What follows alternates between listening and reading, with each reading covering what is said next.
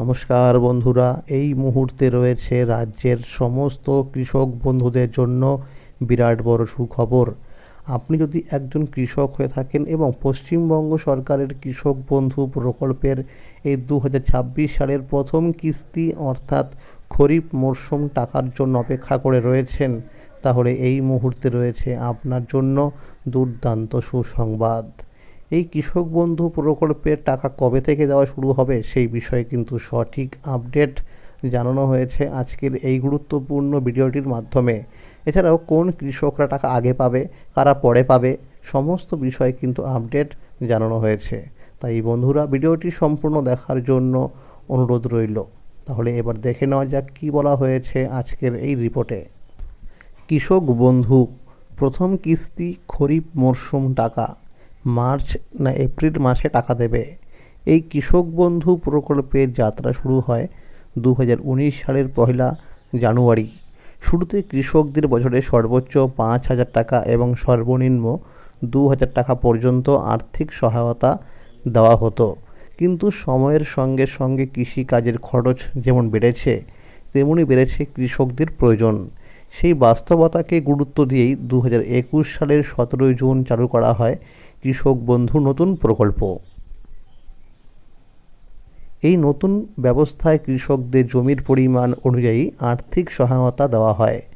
যাদের জমি 1 একর বা তার বেশি, তারা বছরে মোট 10,000 টাকা করে পান। আর যাদের জমি 1 একরের কম, তাদের জন্য বছরে মোট 4,000 টাকা দেওয়া হয়। এই অর্থ বছরে 2 কিস্তিতে দেওয়া হয়। প্রথম কিস্তি এপ্রিল থেকে সেপ্টেম্বর মাসের মধ্যে, যা খরিফ মরশুমের জন্য, এবং দ্বিতীয় কিস্তি অক্টোবর থেকে মার্চের মধ্যে, যা রবি মরশুমের জন্য প্রদান করা হয়ে থাকে। তবে এই প্রকল্পের সবচেয়ে মানবিক দিকটি হলো এর জীবন বীমা সুবিধা। যদি কোনো কৃষক যার বয়স 18 থেকে 60 বছরের মধ্যে মারা গেলে, তার পরিবারকে এককালীন 2 লক্ষ টাকার আর্থিক সহায়তা দেওয়া হয়ে থাকে। আমরা যদি বিগত কয়েক বছরের দিকে লক্ষ্য করি, তাহলে দেখা যায় যে কৃষক বন্ধু প্রকল্পের প্রথম কিস্তির টাকা বিভিন্ন বছরে বিভিন্ন সময়ে কৃষকদের অ্যাকাউন্টে দেওয়া হয়েছে। 2021 সালে দেওয়া হয়েছিল 17 জুন, 2022 সালে 27 জুন, 2023 সালে ভোটের কারণে অনেক আগেই 26 এপ্রিল, আর 2024 সালে 12 জুন, আর 2025 সালে 29 জুলাই ব্যাংক অ্যাকাউন্টে টাকা পৌঁছেছিল। চলতি 2026 সালে পশ্চিমবঙ্গে বিধানসভা নির্বাচন রয়েছে। গত 15 মার্চ নির্বাচনের দিনক্ষণ ঘোষণা হয়েছে। এপ্রিল মাসের 23 ও 29 তারিখে বিধানসভা নির্বাচন রয়েছে। সূত্র মারফত জানা গেছে, বিধানসভা নির্বাচনের আগেই কৃষক বন্ধু প্রকল্পের প্রথম কিস্তির টাকা দেওয়া হতে পারে। বেশ কিছু সমীক্ষা ও প্রশাসনিক সূত্র অনুযায়ী এপ্রিল মাসের মধ্যেই খরিফ মরশুমে টাকা দেওয়া বা প্রথম কিস্তির টাকা দেওয়ার সম্ভাবনা রয়েছে। সূত্র মারফত জানা যাচ্ছে, ইতিমধ্যেই ব্লক অফিসে এই প্রকল্পে টাকা দেওয়ার অফিসিয়ালি কাজ শুরু হয়ে গেছে। ইতিমধ্যে কৃষকদের স্ট্যাটাসের ঘরে অর্থাৎ ট্রানজ্যাকশান স্ট্যাটাসের ঘরে ফাঁকা হয়ে গেছে। এটি হলো টাকা দেওয়ার প্রথম ধাপ। খুব শীঘ্রই স্ট্যাটাসে দেখা যাবে এডিএ আপলোডেড। তো বন্ধুরা, আমরা ইতিমধ্যেই সূত্র মারফত খবর পেয়েছি যে অনেক কৃষকদের কিন্তু স্ট্যাটাসের ঘরে এডিএ আপলোডেড চলে এসেছে। পুরনো কৃষকদের ক্ষেত্রে ডিডিএ অ্যাপ্রুভ না হয়ে সরাসরি চলে আসতে পারে অ্যাকাউন্ট ভ্যালিড। নতুন কৃষকদের ক্ষেত্রে ডিডিএ অ্যাপ্রুভ হওয়ার পর তারপরে আসবে অ্যাকাউন্ট ভ্যালিড।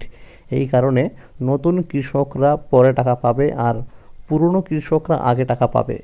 বিভিন্ন রিপোর্ট অনুযায়ী খবর পাওয়া যাচ্ছে এপ্রিল মাসের 10 তারিখের মধ্যে টাকা দেওয়ার সম্ভাবনা আছে।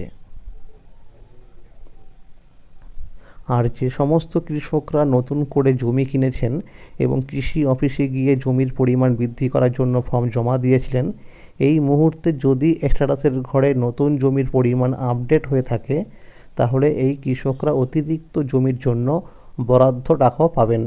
আর যে সমস্ত কৃষকদের স্ট্যাটাসের ঘরে আধার নম্বর দেখাচ্ছে না, তাদের কৃষি অফিসে গিয়ে আধার লিঙ্ক করতে হবে। কৃষি অফিস থেকে জানানো হয়েছে, প্রতিটি উপভোক্তাদের ব্যাংক অ্যাকাউন্টের সঙ্গে যেন কেওয়াইসি আপডেট করা থাকে।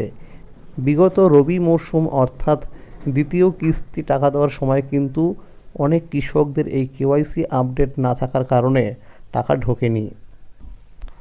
আপনারা দেখতেই পাচ্ছেন যে এই মুহূর্তে কিন্তু স্ট্যাটাস চেক করলে ট্রানজ্যাকশান স্ট্যাটাসের ঘরে কিন্তু ফাঁকা দেখাচ্ছে, অর্থাৎ টাকা দেওয়ার কিন্তু অফিসিয়ালি কাজ সেটা কিন্তু শুরু হয়ে গেছে।